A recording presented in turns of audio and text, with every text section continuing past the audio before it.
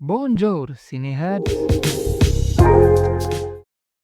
இன்னைக்கு வீடியோல நம்ம எத பத்தி பார்க்க போறோம் அப்படின்னு பார்த்தீங்க அப்படின்னா, நம்ம ரஜினிகாந்துடைய அடுத்த படங்கள், கமலஹாசன் சார் அடுத்த ஃபிலிம் அப்டேட்டு, அப்புறம் வந்து அஜித், விஜய், சூர்யாவும் அடுத்த ஃபிலிம் அப்டேட் என்ன நடந்துகிட்டு இருக்கு. இப்போ ரீசெண்டா என்ன ஆச்சு?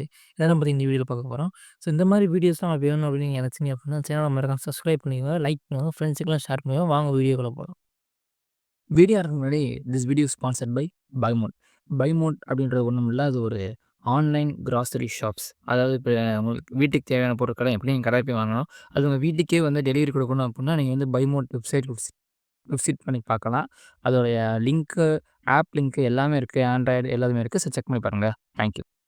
ஆக்டர் ரஜினிகாந்த பொறுத்தவரைக்கும் பார்த்தீங்க அப்புட்னா, ரஜினிகாந்த், மணிரத்னம் இவங்க 2 பேருமே சேர்ந்து ஒரு படம் கொலாபரேஷன் பண்றதுக்கு சான்சஸ் ஹையா இருக்குன்னு சொல்லிக்கிட்டு இருக்காங்க. அதே மாரி லால் சலாம் ரொம்ப ஹைலி எக்ஸ்பெக்டட் படம். அது வந்து ஓடிடி ரிலீஸ் ஆயிருக்கு. அதையும் வந்து பார்க்கணும்னு நினச்சீங்கன்னா பாருங்க. இது எக்ஸ்டெண்டட் கட் தான். கமலஹாசன் சார பொறுத்தவரைக்கும் பார்த்தீங்க அப்டின்னா, தக் லைஃப் படம் வந்து இப்போதைக்கு ரிலீஸ் ஆயிருக்கு. வேற எந்த பெரிய நியூஸுமே இல்ல. அதோடைய கலவையான விமர்சனம் வந்துகிட்டு இருக்கு. ஸோ இன்னும் கொஞ்ச நாள் போய் பார்க்கலாம். என்ன சொல்றாங்க ரிமூவி டீம் அப்டின்றத. ஆக்டர் விஜய பொறுத்தவரைக்கும் ஜனநாயகன் இந்த படத்தோட ஷூட் வந்து ஃபுல்லா கம்ப்ளீட் ஆயிருச்சு. அதாவது விஜய்யோட போர்ஷன்ஸ் வர எல்லா ஷூட்டுமே கம்ப்ளீட் ஆயிருச்சு. லாஸ்ட் டேலாம் முடிஞ்சு ஃபேர்வெல் மாரிலாம் வச்சு குடுத்துட்டாங்களாம்.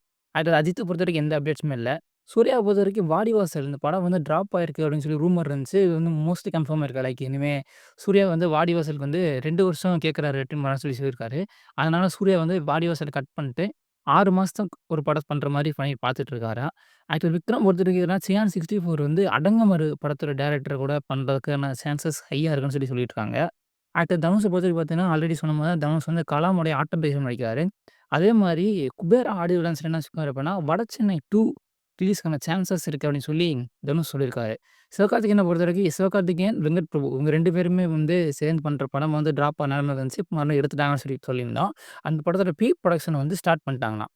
விஜய் பொறுத்தவரைக்கும் முத்து நீல காட்டான் அப்படின்ற படம் தீபாவளிக்கு ஓடிடில வருது. அதே மாரி விடுதலை 2 உடைய டைரக்டர்ஸ் எக்ஸ்டெண்டட் கட் இது வந்து ரிலீஸ் ஆயிருக்கு. பார்க்காதவங்க போய் பாருங்க.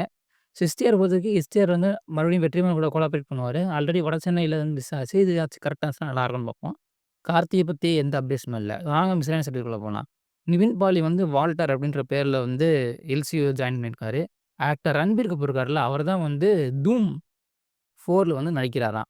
அ ராஜா சாப் அப்படின்னு படம் இருக்கு. அந்த படம் வந்து பிரபாஸோட படம். அது வந்து டிசம்பர் 5ஆம் தேதி ரிலீஸ் ஆகும்னு சொல்லிட்டு இருக்காங்க.